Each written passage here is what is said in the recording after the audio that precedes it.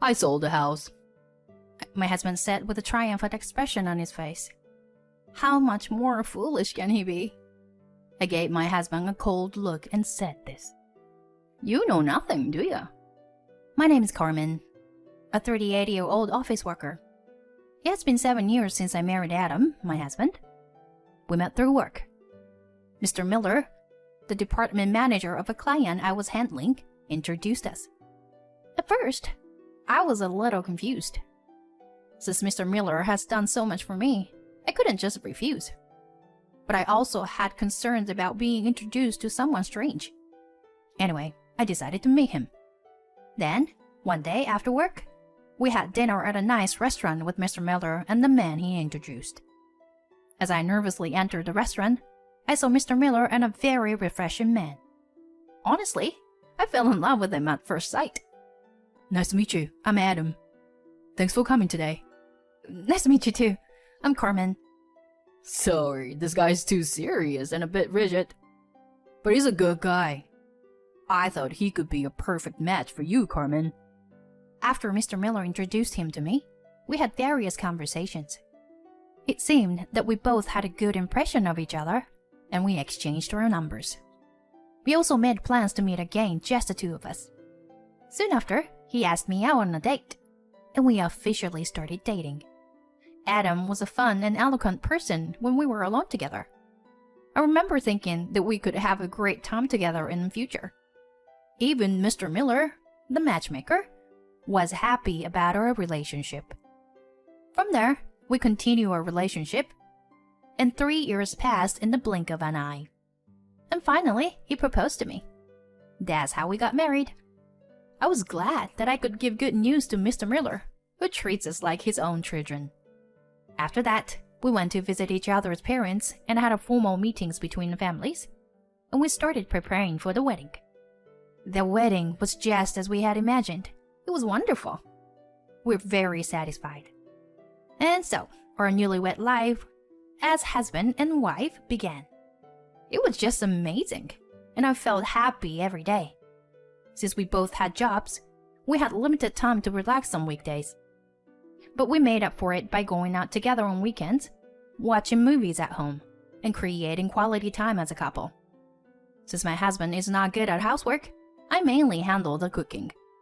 Sometimes it can be a burden, but when I see my husband enjoying my cooking, I feel like making more for him.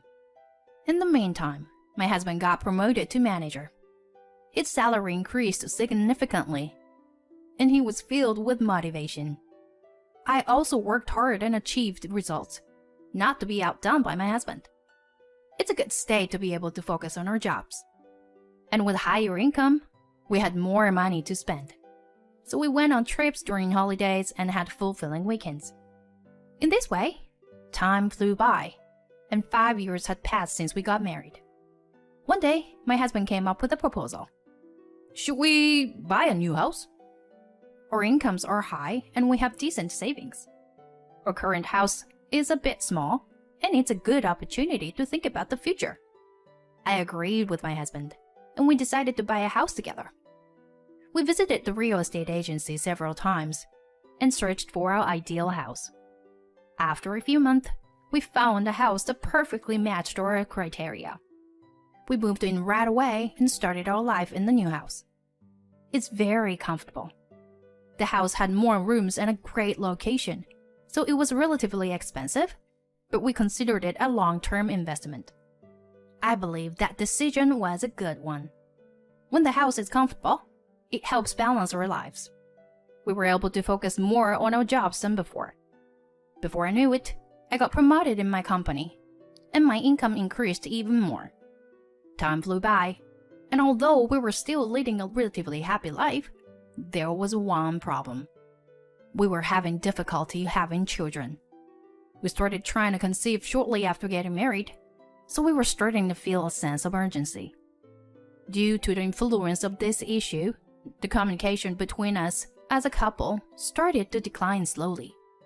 Lately, my husband's been coming home later, and we rarely have meals together.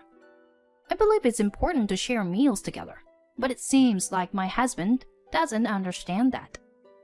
Frustrated by these days, I couldn't help but complain to my husband. Hey, can we make more time for each other as a couple? I'm not saying you shouldn't go out for drinks, but we hardly spend any time together anymore. Then he said, I go out for drinks for work reasons. I work hard to please my boss, take care of my team members, and advance in my career. It's all to pay off the mortgage for this house, you know? Instead of saying such pointless things, why don't you try increasing your income? But I was surprised and disappointed by my husband's cold words. I simply expressed my desire to have more time together as a couple. Why did it have to escalate to such hurtful comments? At that moment, I felt a little disappointed with my husband. Since then, I realized there was a gap in our feelings as a couple. From then on, our conversations decreased even further. He leaves for work early in the morning, comes back late at night.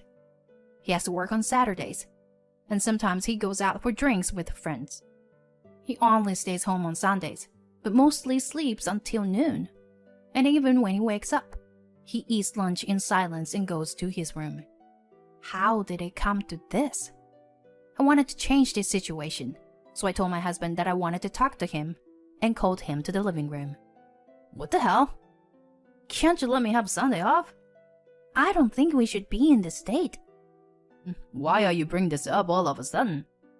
Don't you think we're unhappy as a couple? This is just a roommate situation. I want us to have proper conversations like we used to. Adam, what's on your mind? Oh, well, you know. By expressing my desperate feelings, my husband started to take it more seriously. Looking back at my behavior, I might have neglected our relationship as a couple. I'm sorry, but please understand that I've been working hard for us. It's been quite a pressure. Yeah, I understand. I also understand that you go out for work-related reasons. Right. Well, that's good. We'll do better. By having an honest conversation, we were able to resolve the Cold War situation a little. From then on, our conversations increased, and we started having meals together at home even on weekdays. Your cooking is delicious, Carmen. Thanks, I'm glad. It seems like we're slowly returning to being a happy couple as before. However, something unexpected happened during that time. Huh? Leukemia? I was diagnosed with leukemia at the hospital. I was completely stunned by this unforeseen situation. According to the doctor, I would need about 6 months to a year of treatment. And initially, they would prefer if I could be hospitalized for a few months. Fortunately, it was detected early, so there is a high chance of a full recovery with continued treatment.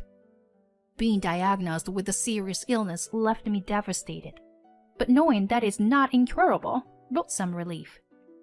And then, I told my husband about this when he came home from work. Leukemia? He was speechless, just like me. Yeah, but the chance of recovery are high, with treatment. Even so, it's a pretty serious illness, isn't it? Yes. I'll have to be hospitalized for a few months, starting soon. But I'll definitely get better, so don't worry. Yeah, I guess. You get better, right? My husband seemed quite shocked.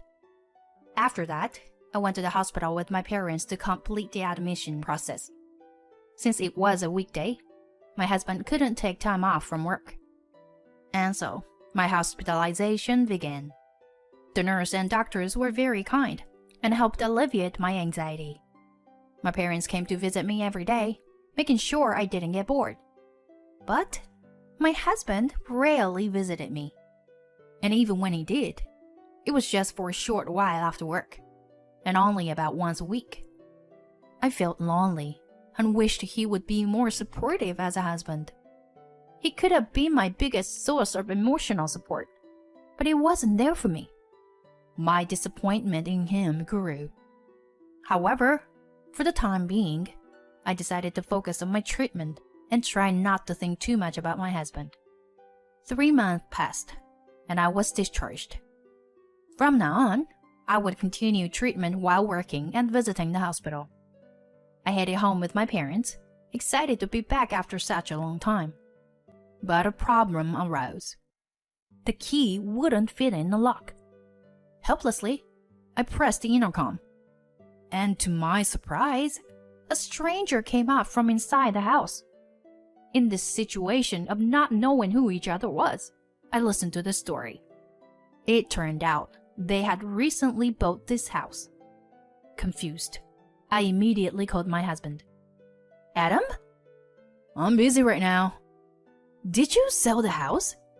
Without consulting me? Ah, that. My husband laughed on the other end of the phone. Perfect timing. There are other things I need to talk about too. See you at the cafe. Still confused, I went to the cafe with my parents. It seemed like my husband didn't expect my parents to be there, and he looked surprised. But he quickly regained his composure and mentioned for us to sit down. Adam, what's going on? Why is someone else living in our house? 'Cause I wanted to end this with you. So I sold the house. I'll consider the proceeds from the sales as compensation. What? Compensation? What do you mean? Can't you figure it out? You couldn't even give me a child in over 7 years of our marriage. That alone disappointed me. And now you've even gotten a serious illness. Can you imagine the burden I've been carrying? That's why I'm demanding compensation for the emotional distress I've experienced. So, the sale of the house serves as the compensation. My husband had a smug look on his face as he said that. Could this person be any more foolish? I looked at him with cold eyes and said, You know nothing, do ya? Do you really think the money from selling the house would be yours alone? Why not? I bought that house in my name, so I should have all the right to sell it. Yes, you have the right to sell it. But we're married, and we purchased it together as a couple. That house is subject to division property. Besides, I was also paying the mortgage, so I have the right to claim half of the money from selling that. Don't mess with me. I want to acknowledge that. Whether you acknowledge it or not is irrelevant. But I will receive what I'm entitled to, including the compensation. Huh? What compensation? Because you've been having an affair, haven't you? What? Would you say that? Mom saw you leaving the house with a woman. It happened when she tried to get my clothes and belongings. So, while I was in the hospital, I hired a PI, and we obtained plenty of evidence of your affair. I said that and laid out the evidence photos on the table. Stop it! Why are you doing this here? My husband frantically gathered the photos. It won't change the fact, you know? You wanted to start a new life with your affair partner, using the money from selling that house, right? But in the end, you still have to pay me compensation. I'll also demand compensation for the emotional distress from you. Go ahead and try. I'll fight back, even if it goes to court. I guess you want to have a lawyer who will fight for you based on your petty reasons. And if you have to pay legal fees, it will likely end up in a negative balance, even if you receive compensation. I had already thought I couldn't live with you anymore. So it saved me trouble that you sold it first. Oh, it seems like you also disposed of my belongings without permission. As for that, yeah, I suppose I should consult the police. Oh, wait a minute. I get it. All right. Just please, spare me. My husband suddenly pleaded with me, but there was no way I would forgive him for this. Before long, we each proceeded with the divorce process. When I reported the details of the divorce to Mr. Miller, he was outraged. Mr. Miller repeatedly apologized to me, even though he had done nothing wrong. Actually, at that time, Mr. Miller had been promoted and was in the position of executive director. It was terrible enough that my ex-husband had an affair while his wife was suffering from leukemia, and even sold the house without permission during my hospitalization. Perhaps due to his preoccupation with his mistress, my ex-husband's work attitude had become sloppy, and he became subject to demotion. His salary plummeted, and his career advancement came to a halt. Of course, my ex-husband, who suddenly became poor, was abandoned by his affair partner as well. It was all karma for his actions. I hope he experiences it fully. On the other hand, I returned to my parents' house and balanced work and treatment with their support. The treatment was progressing well, and the doctor told me that the chance of a full recovery were increasing. I intend to continue working and striving for a complete recovery.